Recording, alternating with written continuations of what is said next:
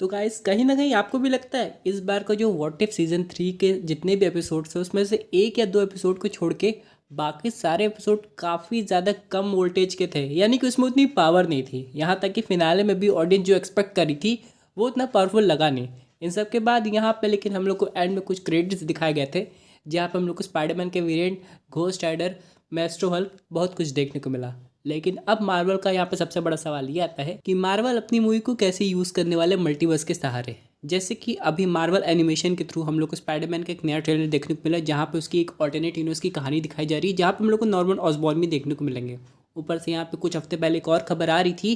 कि सोनी ने शायद ये डिसाइड किया है कि वो स्पाइडरमैन के जितने भी राइट्स हैं वो डिज्नी को बेचेगी, जिसकी वजह से मार्वल के पास स्पाइडरमैन और उनके कैरेक्टर्स का पूरा कंट्रोल आ जाएगा और वो लोग उसे अपने वे में यूज़ कर सकते हैं। लेकिन उसी के साथ यहाँ पे सवाल ये आता है कि अगर मार्वल के पास सारे स्पाइडरमैन के राइट्स आएंगे तो क्या वो सिर्फ टॉम हॉलैंड के स्पाइडरमैन पे फोकस करने वाली है या फिर एंड्रू टॉबी पे भी उतना ध्यान देगी। डेफिनेटली उनका इन्वॉल्वमेंट एवेंजर्स सीक्रेट वॉर्स में तो होगा, लेकिन उसके बाद की कहानी क्या, क्योंकि स्पाइडरमैन एक ऐसा कैरेक्टर है जो हर एक वर्जन में ऑडियंस को काफ़ी ज़्यादा अच्छा लगता है, चाहे वो एंड्रू हो, टॉबी हो, टॉम हो या फिर कोई नया एक्टर भी हो, स्पाइडरमैन तो बेस्ट होगा। तो मार्वल यहाँ पे एल्स वर्ल्ड के कॉन्सेप्ट पे काम करने वाला है, यानी कि अब मार्वल कुछ ऐसी मूवीज़ पे काम करेगा जो कि सेम करंट रियलिटी की नहीं होगी बल्कि डिफरेंट रियलिटी की होगी। इसकी शुरुआत हम लोग फैंटास्टिक फोर से कर चुके हैं, क्योंकि जो फैंटास्टिक फोर मूवी होगी वो किसी दूसरी न्यूज़ में सेटअप होगी। उसी तरह मार्वल यहाँ पे अब एंड्रू के स्पाइडरमैन पे फोकस करने वाला है, जहाँ पे हम लोग को इस स्पाइडरमैन की कहानी एक अलग वे में दिखाई देगी और ये ऑल टुगेदर एक डिफरेंट मल्टीवर्स की स्टोरी लाइन हो। सवाल ये आता है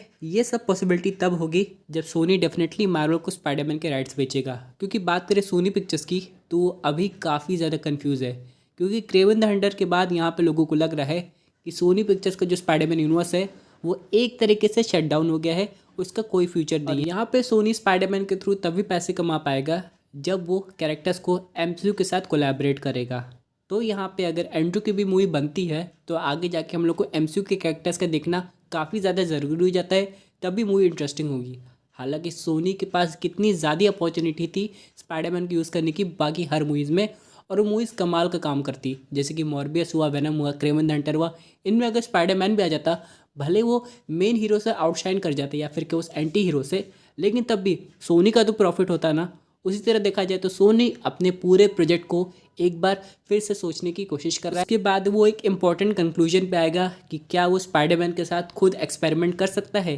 क्या वो दोबारा लॉस झेल सकता है कि नहीं, या फिर उस स्पाइडरमैन के राइट्स बेच के यहाँ पे कुछ पैसे कमा के साइड हो जाएगा। लेकिन फ्यूचर जो भी हो, अगर एंड्रू की एल्स वर्ल्ड की स्पाइडरमैन मूवी बनती है तब डेफिनेटली ऑडियंस को काफ़ी ज़्यादा पसंद आएगी। बस सवाल ये आता है कि आखिर कब, क्योंकि अभी तो आप लोग देख रहे हैं कितने प्रोजेक्ट्स डिले हो रहे हैं, तब इसका फ्यूचर कब होने वाला है ये तो मार्वल और सोनी बता पाए।